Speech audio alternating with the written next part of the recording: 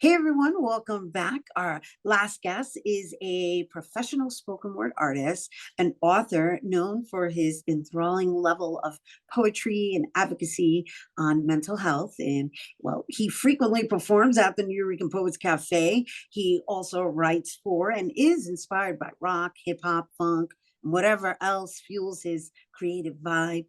He wears many hats as a director, producer, model, and actor. However, his proudest milestone is the release of his upcoming title book, Growth, to be presented at TEDx March 29th. Everyone, please welcome spoken word artist and author Christian Morant. Hello, welcome. Hello.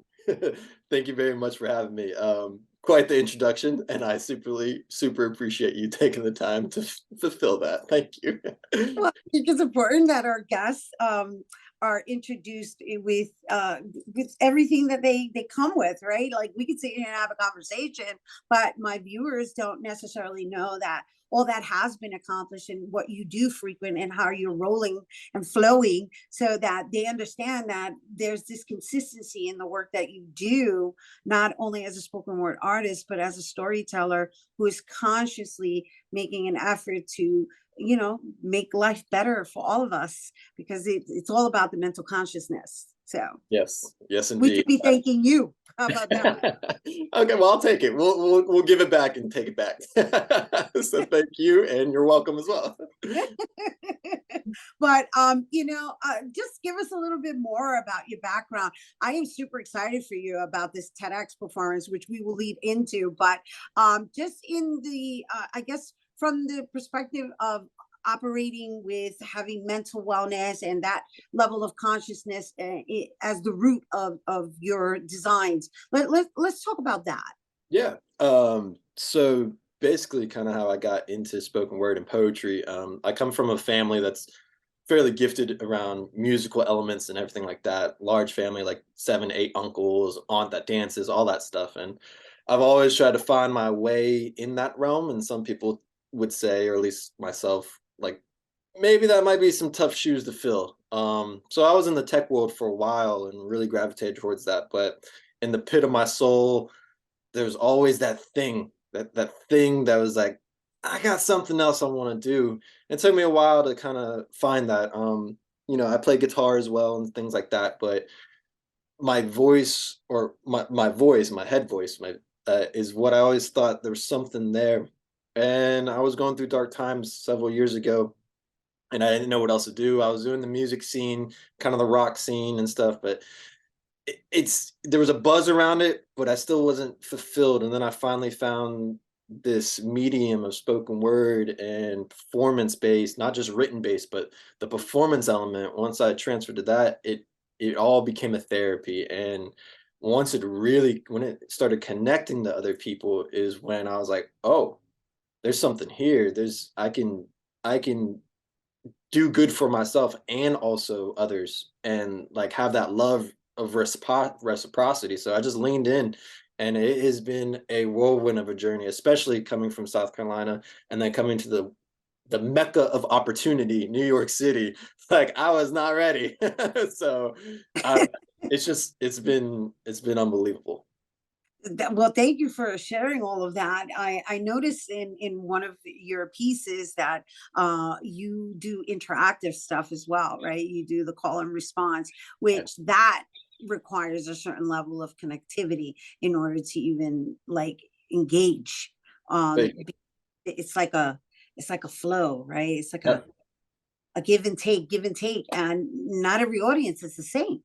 Yeah, that was actually that piece you referred to. She Keeps Me Company is one of the first ones I actually wrote up here in New York, and I am very grateful for it. That, like you said, it does every time. I feel like it gets bigger and bigger and bigger every time I do it, and I love it. And I love your humility in it too. I love the honoring that you do towards women as well. Thank you. Thank you. There's other pieces where I had to take some accountability as well. So, in the sphere of women as well, it's like, there's the love aspect, but there's also like the hardship too. So, yeah, I try to I try to really Balance it out. Balance it out. balance it Right. out. Yeah, exactly. Thank you. I Yes, found the there you word. go. Yep, thank you. I got it. I got it. I got it. I got it. And so, I know you're probably saying that because you are going to be performing "What Have I Learned About Love" for us later. But let's talk about you as an author and the difference between your spoken word performances and now you putting it on paper in book form. Yeah, that was probably the most challenging thing, because it just I've been editing everything myself and the formatting and all that stuff, and just kind of I always like most I think artists have a lot of things going on, trying to act, trying to model, do all this other stuff. So like it should have been something done that was a while ago. So I kind of put it on the back burner for a minute, but it's here and I'm excited about it. But the transition it was actually fun. I was speaking to someone else before and loving the visual elements on the page because I come also from a visual background for myself. I did video and stuff, so that element was really cool. The performance base is fun because that's energy of a crowd and people actually interactive. But the page, I can visually manipulate it and make it look like how I guess I infer it in my mind on the paper.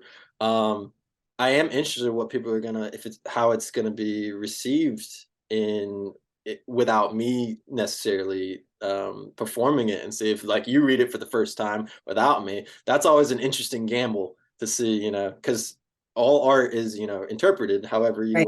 you want to take it. So unless Right. I perform it as an artist myself. So I'm excited because there's a lot of poems I actually haven't performed in the book, that I'm just hoping it's actually as my opening statement. I hope it resonates with with either yourself or someone you know. Lovely. And of course, the title of the book is Growth. Now, you just described the efforts that you're putting into it becoming this personalized, or your intent is for it to become a personalized experience for each individual as they're going through the pages, not solely from the reading perspective, from the visual perspective, Mhm, right?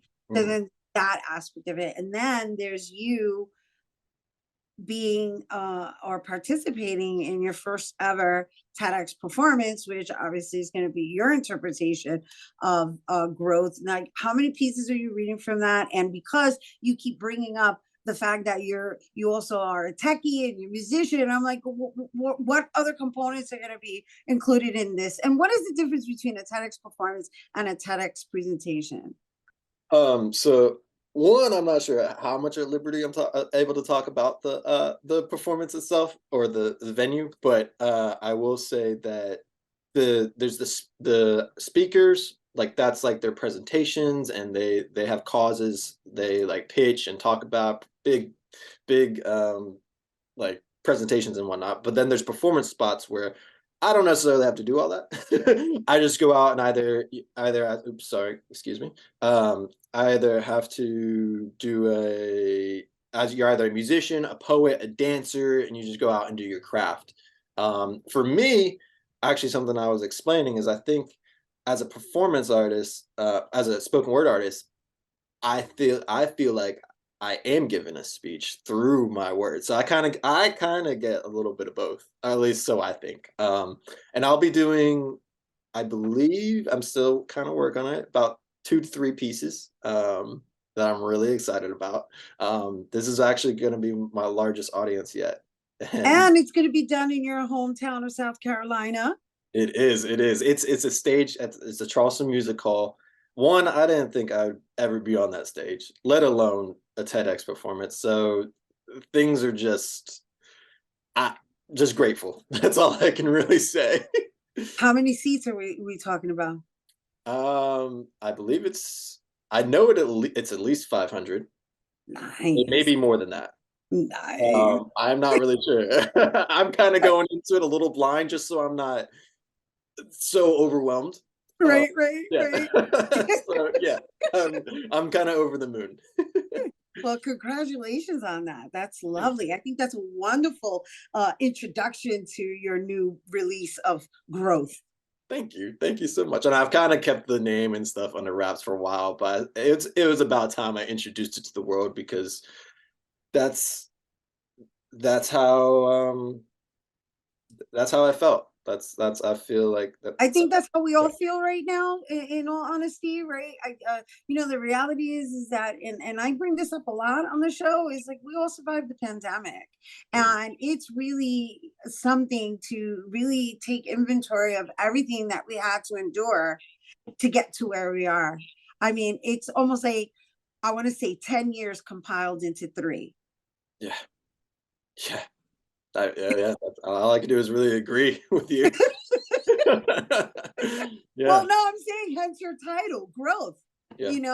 Because we all grew like exponentially within the past couple of years. Yeah, yeah, that was the thing I had to do because and similar to you mentioned my interactive piece about women, but also the accountability piece of just I feel like that all encompasses that growth stage of just stop lashing out like I had to I went through depression, anxiety, so there's in the book there's all those levels. There's the loving what have I learned about love is actually the very first poem in the book. But everything else, there's stuff from my childhood and then the darker stuff. So, and I'm always, I try not to anymore because it is content, but every now and then I'm like reserved. I'm like, is the darker stuff gonna be accepted, so to say? Because it's a piece of me, but I want it to also be hopefully a piece of somebody else. Right, right. Well, I'm sure a lot of people are going to be able to relate to it at this particular stage of our lives, collectively. Mhm. Because if there's anything I can encourage you and congratulate you on, is putting it on paper so that you can touch somebody else's life. Because right now we need a lot of mental healing together.